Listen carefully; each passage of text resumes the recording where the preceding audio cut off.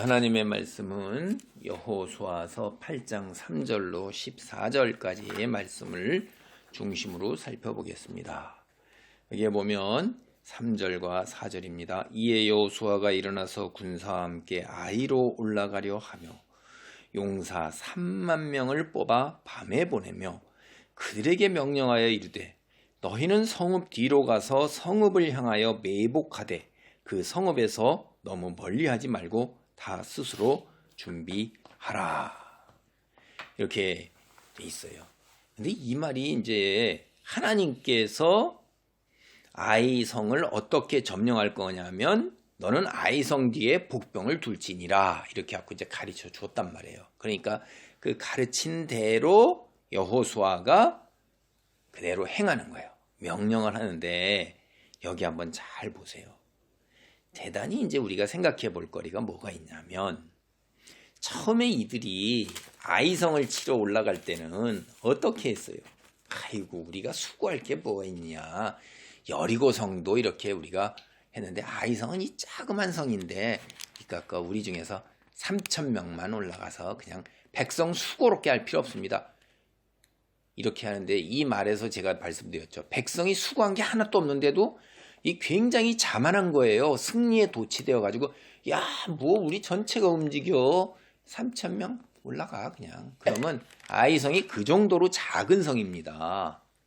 그런데 패했어요. 그러고 나서 왜 패했는가? 우린 이야기를 다 알죠. 아간이 하나님 말씀대로 따르지 않았기 때문에 한 사람이 범죄해서 공동체 전체가 다 오염이 돼 있는 거예요. 그러니까 여러분 이거 잘 보셔야 돼요. 여기서 우리 중요한 거 배웠어요. 하나님께서는 대표성의 원리라는 게 있어요. 오늘날에도 기독교가 욕을 엄청나게 먹는 게 다 잘해도요. 몇몇 사람만 다 잘못하면 수백만 명이 기독교인이 있고 뭐 얼마나 뭐 1,000만 명인지 모르겠습니다만 개신교, 천주교 다 합쳐서 뭐 그렇게 전체가 다 욕을 다 먹는 거예요. 이게 그렇게 돼 있는 거예요. 이게 세상도 그렇게 돼요. 여기도 마찬가지예요. 그래서 이제 그 죄를 회복했는데 하나님께서 올라가라고 그러니까 이제 어떻게 했어요?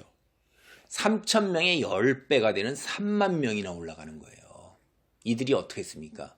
여러분 정신 바짝 차린 거예요. 긴장한 거예요. 이제 작은 일에도 긴장을 하고 근신을 하면서 신중을 기하고 진지하게 하고 최선을 다해 나가는 거예요. 근데 앞에 3,000명이 갈 때는 이게 굉장히 경솔한 거고 자만한 거고 이거 뭐 대수롭지 않은 듯이 그냥 일을 처리해 보려고 그랬는데 대수롭지는 않기는커녕 그들한테 패하잖아요.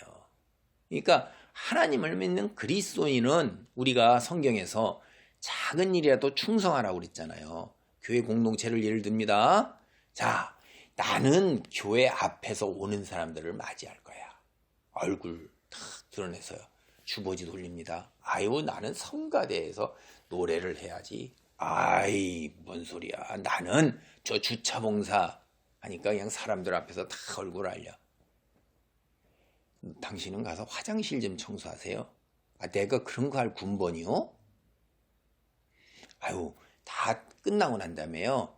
저기 휴지 좀 한번 쭉 통로 다니면서 휴지 줍고 이런 거 하시죠.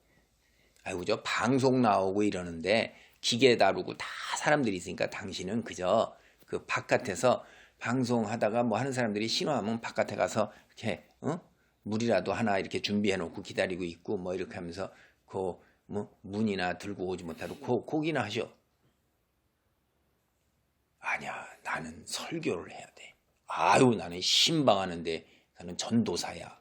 나는 부교역자야. 나는 장로야. 나는 권사야. 그 일은 대단한 일이고 지금처럼 이렇게 화장실 청소하고 휴지 줍고 뭐 이런 일은 별일 아니에요? 다 똑같은 일이에요. 작은 일에 충성해야 되는 거예요. 그리고 작은 일에도 신중을 기하고 하나님께서는 다 온전함을 바라는 거라 이 말이에요. 이들이 이제 정신을 차린 걸 우리가 여기서 알 수가 있어요. 3만 명씩이나 과연 보낼 필요가 있냐 이 말이에요. 굉장히 작은 성입니다. 그래서 왜 작은 성이냐면 이게 벳엘 해갖고 하나님의 집이라는 베이트 엘이 하나님이고 베이트는 벳 줄여서 그게 하우스, 영어로 하우스고 집이란 뜻이에요. 벳엘 하나님의 집. 옆에 있는 작은 성이에요. 변두리 앞에 나와 있어서 베델이 본성이고 이 아이는 그 변방에 있는 경계를 쓰는 정도로 작은 곳이라 이 말이에요. 그러니까 이들이 이렇게 보내서 쳤을 때 벳엘이라고 나오죠. 벳엘. 이게 이제 9쪽에 나옵니다. 죄송합니다. 8장 9절에 나옵니다. 그들을 보내매 그들이 매복할 곳으로 가서 아이 서쪽 베델과 아이 사이에 매복하였고, 그러니까 아이 서쪽에는 베델이라는 곳이 있어요. 그 베델 왕이 군대를 거느리고 나와서 여기 여호수아하고 같이 아이 사람들하고 같이 해서 대적을 해요. 여호수아가 매복했다가 어떻게 했어요? 이들이 성 밖으로 나왔을 때 베델에서 같이 온 사람하고 했을 때 둘 다 무너뜨려 버립니다. 베델까지도 다 점령해 버려요. 여기 뒤에 가면 여호수아가 베델까지 점령해 버린 이야기를 이제 언급을 하고 있는 걸 우리는 알 수 있습니다. 여러분, 여기에 우리가 보면 이제 여러분이 여기 읽다 보면 이게 9절 제가 읽었잖아요. 근데 3절에 용사 3명을 보내 밤에 보내서 매복했는데 다시 그 이야기를 다시 되풀이해서 또 얘기를 하고 있어요. 그게 9절이고 10절이고 11절, 12절이에요. 여호수아가 아침에 일찍 일어나 백성을 점호하고 이스라엘 장로들과 더불어 백성에 앞서 아이로 올라가매 이게 3절, 4절 양사를 뽑아 용사 3만 명을 밤에 보내고 매복해라 이렇게 놓고 그 이야기를 다시 구체적으로 9절, 10절을 얘기하고 있는 거예요. 두 번 한 게 아닙니다. 그래서 그와 함께한 군사가 다 올라가서 성읍 앞에 가까이 이르러서 아이 북쪽에 진치니 그와 아이 사이에는 한 골짜가 있더라. 그가 약 5천 명을 택하여 성읍 서쪽 베델과 아이 사이에 매복시키니. 그러니까 3만 명을 데리고 가서 하룻밤 자고 그 다음에 5천 명을 매복시키는 거예요. 근데 여러분 이들이 14절 보면 아이 왕이 이를 보고 그 성읍 백성과 함께 일찍 일어나 급히 나가 아라바 앞에 이르러 정한 때에 이스라엘과 싸우려 하나 성읍 뒤에 복병이 있는 줄은 알지 못하였더라. 이렇게 된 거야. 여기 나오는 아라바라는 것은 이게 갈릴리 호수 남쪽에서 사해까지 이어지는 요단강 주변에 있는 넓은 그 계곡이에요. 계곡.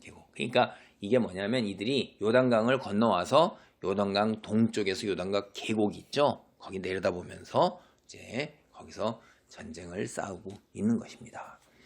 여기 이제 히브리 문학에 참 재밌는 표현이 여러분 이제 나오는데 여기 9절도 보면 9절과 여기 우리가 이렇게 12절까지 이렇게 보면 아이 하고선 아이성이란 말을 계속해서 이렇게 4번이나 나와요. 그리고 여기에는 그 도성 원어로 보면 성읍이라는 게 그 도성 정관사를 붙여가지고선 이렇게 딱 나오는데 이 발음이 거의 같아요.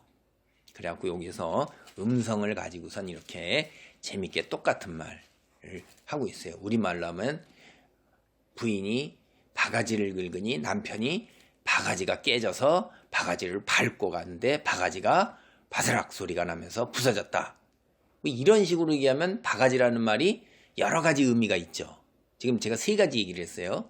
머리라는 얘기도 되고 물 떠먹는 그릇이라는 얘기도 되고 아내가 긁는 잔소리라는 얘기도 되는데 바가지 했는데 바가지문, 바깥문 이렇게 다 음성이 비슷하게 해가지고 이렇게 했어요. 그래서 이런 성경들을 이런 걸 보면 하나님의 뛰어난 작품이고 문학적, 수사적 기법도 많아요. 인간이 이렇게 얼기설기 얽어짜가지고 이렇게 하는 게 이제 쉬운 일들이 아닌 것들을 우리가 볼 수가 있고요. 그 속에서 깊은 뜻도 있고 하여간 정리를 하자면 교만은 멸망이라는 거예요. 근데 이들이 뒤에 다음에 우리가 살펴볼 길은 이스라엘이 교만해서 망했던 것처럼 이 아이도 교만으로 인해서 망하는 거예요. 자만으로 인해서 대수롭지 않게 생각했다가 그냥 망하는 거예요. 우리 그리스도인들은 모든 일을 행함에 있어서 이 인간은 누구나 다 한 번, 두 번 이렇게 하다 보면 교만함에 빠지기가 쉽고 대수롭지 않게 생각하기가 쉬운데 진지함을 잃지 않으면서 신중해야 되고 매사를 다 그렇게 해야 돼요. 그래서 성경이 뭐라냐면 모든 일을 하나님 앞에서 예수님 앞에서 주를 섬기듯이 하라고 그러는 거예요. 작은 일조차도 그런 자세로 살아서 늘 승리하는 가운데 은혜를 누리시기 바랍니다. 우리에서 삶은 이 세상에서의 삶이 전부가 아니에요. 이건 지극히 짧은 시간 하루살이처럼 지나가는 것입니다. 그래서 크게 눈을 들어서 크게 뜨고 하나님을 바라보시면서 우리는 절대 불멸의 존재예요. 영원히 누리는 것을 사모하는 가운데 능력자로 살아가시기 바랍니다. 아멘. 하나님 감사합니다. 우리를 붙드사 우리의 눈을 밝히어사 이 땅에서의 삶이 하루살이의 시간처럼 짧게 지나가는 것임을 깨닫게 하시고 모든 일에 주 앞에 서서 신중함과 진지함과 열심을 내는 것으로 하나님이여 믿음 생활을 할 수 있도록 도우소서. 그리고 영원한 시간을 바라보면서 영원히 없어지지 않는 그 놀라운 은혜와 상급을 누리도록 축복하여 주옵소서. 예수님의 이름으로 기도하옵나이다. 아멘.